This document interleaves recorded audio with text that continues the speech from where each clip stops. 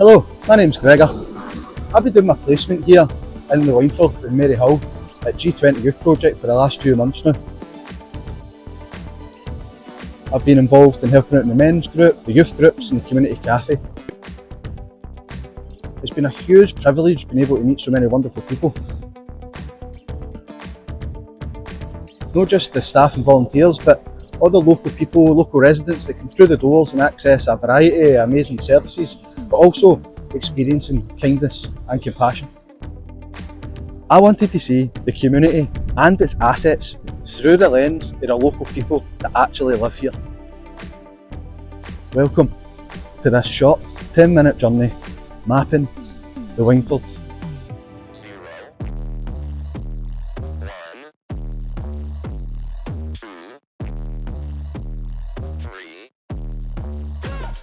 Let's get started. When we talk about maps, we're talking about more than just streets and buildings. We're talking about how people see their world, how they live in it, and how power and opportunity shape their everyday lives. Mapping has been used for thousands of years as a tool for survival, navigation and community making, for ancient trade routes to modern urban plans. But today this map is about experience as much as it is geography. The Wyndford estate sits about 2 miles northwest of Glasgow city centre in Maryhill. Before it was a housing estate, this land was Maryhill Barracks. Built in 1872 to house infantry and cavalry regiments, its walls and gatehouse still stand, a reminder of the area's military past. The barracks were decommissioned in 1959, and within a few years, this land became the site of one of Glasgow's major post-war housing schemes. Between 1961 and 69, planners built high-rise and mid-rise housing designed to build community and improve well-being, accommodating around 6,000 people across roughly 55 acres of what was meant to be a balanced, diverse neighbourhood. In the decades that followed, the Wyndford's reputation shifted. By the 1970s, it was designated an area of multiple deprivation and became emblematic of the challenges faced by post-war housing estates. Inconsistent planning, economic decline and a media narrative casting it as one of Glasgow's toughest places. More recently, parts of the Wyndford skyline have literally come down. In 2025, 3 of the 4 landmark 26-storey tower blocks were demolished amid deeply mixed feelings. For some, it was regeneration, for others, loss of home and history. Over time, statistical trends around housing, income, unemployment and health show a picture common to many Glasgow housing estates: persistent deprivation, high turnover in tenancy and complex barriers to access and services. But statistics alone can't tell the full story. They don't capture what it feels like to raise a family here, to navigate unemployment or recovery, or to find moments of connection and care amid challenges. This mapping exercise is about those lived experiences, how people in the Wyndford feel about where they live, what assets actually make life better and what is missing locally. I wanted to make sure that this mapping exercise was participatory rather than extractive. I decided to centre it around 3 open questions that could focus on lived experience rather than just service usage. 1. How do you feel about living or being in the Wyndford? 2. What are the best places locally? 3. What's missing that could be returned? These questions were asked to local residents, informal community members and organisations, and the responses were collated to shape the findings presented in this map. I spoke with the local residents who regularly attend groups and activities, as well as people who simply drop in for food at the community cafe. I spoke with men attending the suicide prevention group, people at the bingo, youth groups and kinship care sessions. I then extended this engagement beyond the walls of G20 onto the streets and at everyday meeting places like Tesco, McDonald's, the borough halls and the local library, speaking with residents and staff and asking them the same 3 questions. 1. How do you feel about living or being in the Wyndford? What's it like to live around here? At one point this Wyndford was really rough and ready. There's nothing for them there. It's a really good area, to be fair. It's a really close-knit community. Everybody knows I feel safe here. I know I feel safe. everybody's quite close, to be fair. All look out for each other. Do you know what I mean? What fight going on? Everybody looks out for each other. It's You grew up as a young person here, didn't you? And was there more back then than there is now, or is it still the same? It's still the same. But we made our own entertainment, like rounders and two-man hunt and all that sort of thing, you know. But the kids nowadays, they're just computers and PlayStations, because there's absolutely nothing at all for them day to day, do you know what I mean? Well, I wouldn't say I was 100% feeling safe. Oh, brilliant neighbours.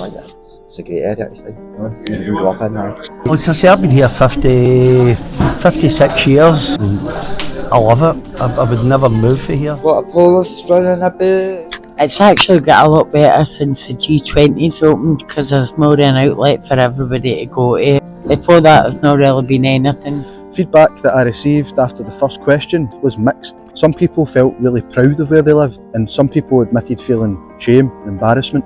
Some people also reflected that things haven't changed in this area since their childhood. It seems like some of the social issues that were around decades ago are still prevalent within a community. What seemed to be a repeating theme was that people identified the best things about living in a Wyndford was people, the relationships they have with each other, and the spaces where they can come together. 2. What are the best places locally? And see if I could put a map out of Mary Hill, where would you point to on the map that's good for you and other people? Where's the best places? For me, growing up, it would probably be the outdoor spaces, the parks. See, to be honest with you, Gregor, there only is this place. Everywhere else is shut. They've got the big grassy bit, you can go and play football. And as I say, I've known a lot of faces for years, but I can't put a name to them, but quite a lot of them come in here now. The community centres as well, they have G20. So this is a massive asset for Emily, our team, yourselves, what you have done to overturn this place. The best bits of the area is the bits where the community can come together to do Our stuff. grandkids love it. They come here for a Sunday dinner and all that. Get Tesco's and that across the road for us, but as in the scheme, there's absolutely nothing whatsoever, not one thing. After question 2, people gave me a list of places that they identify as the best assets locally.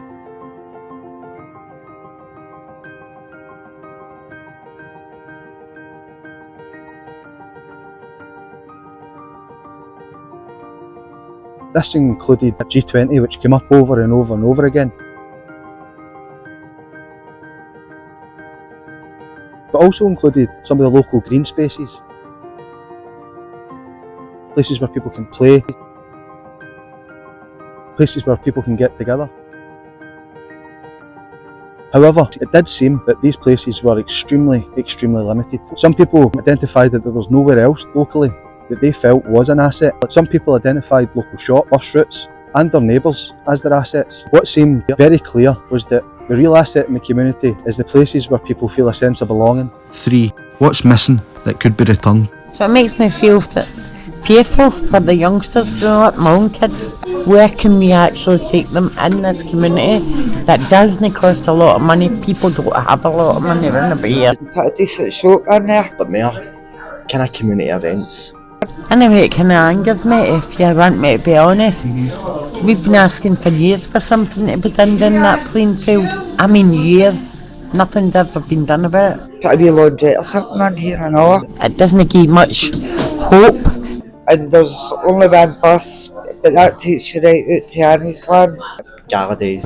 It's more safer with the community police. I don't think there's anything near the hill at all. It's just overrun with drugs, alcohol, and kids hanging about corners and getting into trouble with the police and that, you know. It's a shame. No, there's nobody else that you can go to. Fun days.